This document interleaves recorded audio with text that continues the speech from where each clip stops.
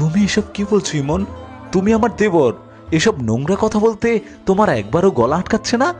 ইমন বলল, দেখো ভাবি, আমি এত কথা শুনতে চাই না। তুমি যদি আমাকে খুশি না করো তাহলে আমি এই ছবিগুলো ডিলিট করবই না। এই বলে ইমন সুমাইয়াকে জড়িয়ে ধরে খাটের উপর ফেলে দেয়। সে সুমাইয়ার সাথে জোরাজুরি করতে থাকে। এমন সময় আবির বাসায় ফিরে আসে। তারপর তার ভাইয়ের এমন ব্যবহার দেখে ইমন কলার ধরে টান দিয়ে তার গালে চড় মারতে থাকে। তুই না আমার ভাই, তোর বাবা মা মারা যাওয়ার পর থেকে তোকে মানুষ করার ফল এইভাবে দিলি? তোর লজ্জা করছে না মায়ের সমান তুল্য ভাবির সাথে এমন আচরণ করতে? আরে ভাবি মানে তো মা।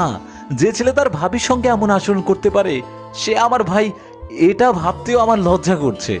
আর আমি আর তোর ভাবি তোর জন্য কত কিছুই না করছি, আর তুই কি না আমাদের এই বিশ্বাসের সুযোগে এভাবে নিতে পারলি?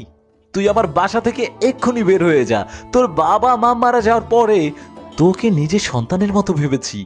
এটা আমাদেরই ভুল ছিল। তোর মতো এরকম কিছু কুলাঙ্গারের জন্যই দেবর ভাবির সুন্দর সম্পর্কগুলো নষ্ট হয়ে যায়। আবির ঘাট ধরে ইমনকে বাসা থেকে বের করে দেয়।